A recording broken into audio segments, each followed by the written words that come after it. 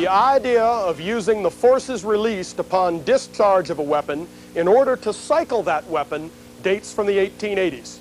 You have been exposed to some of the major designers, such as Maxim and Browning, and to one of the two basic systems, recoil operation. Using these ideas in the infantryman's rifle was either beyond design capability or entailed a heavier weapon than most nations were willing to tolerate. Consequently, on the eve of World War II, all nations but one were equipped with basically the same rifle they had used to fight World War I, like this British Lee Enfield,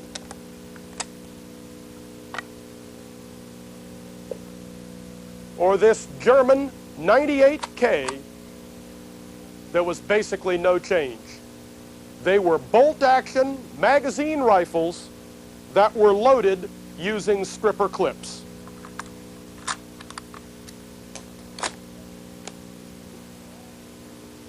I said this was true in all nations but one. That one was the United States. Development of a semi-automatic rifle had been receiving attention in the United States since World War I. The Browning automatic rifle was originally intended as an individual's weapon. After the war, Colonel Thompson, the inventor of the Thompson submachine gun, also fielded a design for a semi-automatic rifle. His design was complicated, had a very long receiver, was not very robust, and not really satisfactory for an individual semi-automatic rifle. Pedersen, the designer of the Pedersen device of World War I fame, also designed a semi-automatic rifle. He used the toggle action very similar to the Luger pistol for his rifle. Though much closer to what the Army was looking for, the Pedersen was, for a number of reasons, also not satisfactory. John Garand, a designer at Springfield Armory, stepped into this arena in the early 1930s. By 1936, he had combined a few ideas of his own with some basic ideas from Pedersen and with the Browning gas operation system. The result was a rifle that, even though the Army designated it the M1, would forever be known as the Garand. The rifle used a gas operation system. Here's how it works.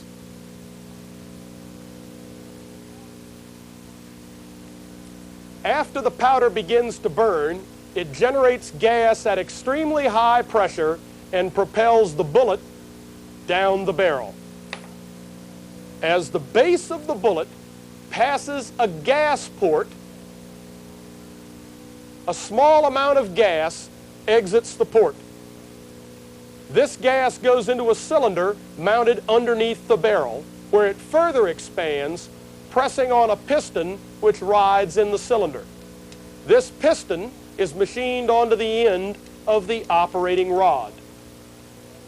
The operating rod's other end has a cam follower slot cut in it, and this fits over a corresponding cam projection on the side of the bolt.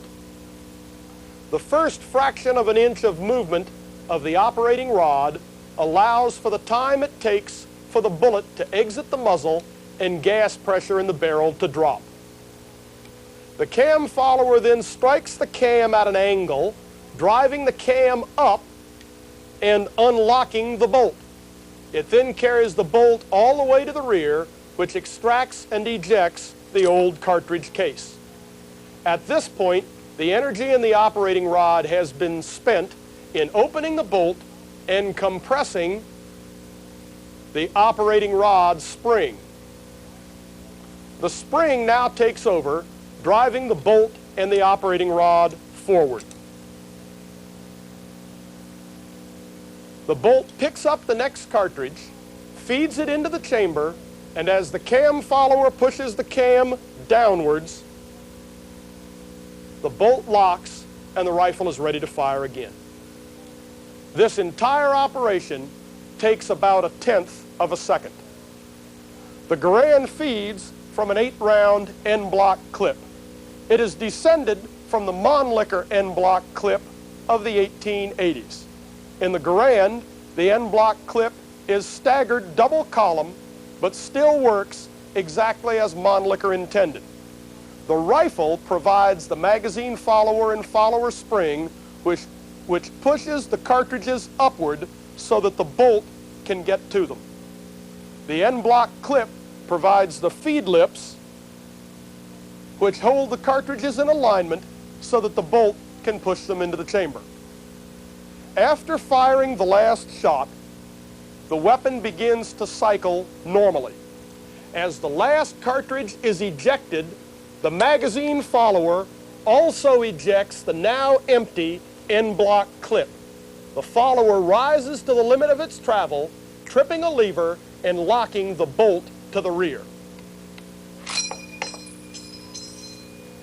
The soldier then takes his next 8-round N-block clip and presses it down into the rifle from above.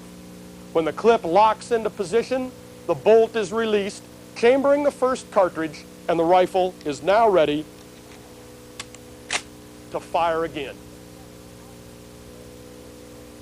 This weapon obviously has some great advantages over a bolt-action rifle. Let's take a look at the Garand firing against a bolt action. The bolt will have 2 targets each at 80, 185, and 330 yards, while the Garand will have 3 targets each at those ranges. The winner of the race will fire on a stationary target at 680 yards.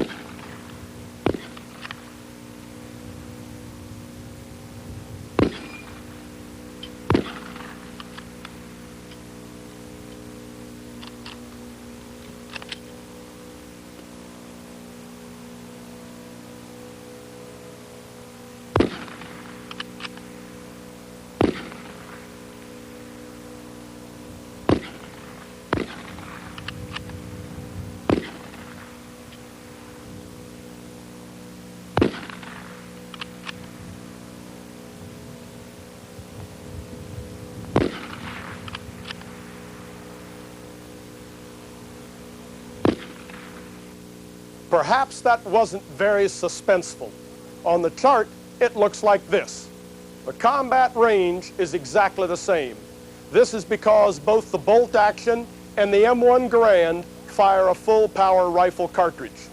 The volume of fire for the Garand is quite obviously greater by more than a factor of 2. But the differences between the 2 rifles are a good bit more than what you see. It is the placing of the face and hand back on the stock, what some people call a stock weld, and reacquiring the sight picture that takes the time with the bolt action. In fact, it takes more time than the actual working of the bolt itself. The great advantage of the M1 Garand is that for the 2nd through the 8th shot, you do not have to do this. Reacquisition of the sight picture is extremely simple and fast.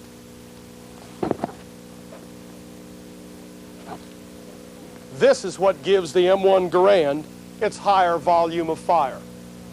Any fool can fan his finger inside the trigger guard and rip out 8 rounds in a couple of seconds. This is not effective fire. When we say 32 rounds a minute for the Garand, we mean a well-trained shooter using a sling to help stabilize the weapon in recoil and using a stable position, prone or sitting, and putting every bullet where he wants it to go. At the longer ranges, the M1 Garand is just as accurate as any bolt-action rifle. At first glance, the Garand's aperture sight does not appear to be adjustable for range. This is not true. The elevation knob on the Garand rear sight serves double duty as a ballistic range drum. After the weapon is zeroed for the individual shooter, the drum is loosened and re-indexed so that the battle sight arrow is pointing to the 0 mark. Whenever the shooter wants to fire beyond his battle sight range, he estimates the range to the target and turns the elevation knob until the range, as printed on it, is lined up beside the 0 mark. The sights are now adjusted for that range, and the shooter can fire. The M1 Garand was certainly the best general-purpose battle rifle used in World War II. Given the scope of World War II, it is difficult to isolate an incident in which the Garand's superiority over a bolt action is clearly demonstrated. We originally intended that every rifleman be armed with an M1 Garand. This gave our squads a much higher volume of fire. After-action reports from numerous small unit leaders consistently cite this increased volume of fire as a major factor. There were, of course, some places where the M1 Garand probably should not have been issued and used. In this jungle, for example, a submachine gun might be better. In most areas, particularly in North Africa and throughout Europe, the Garand was just the ticket. It was, as General George S. Patton said, the greatest battle implement ever devised.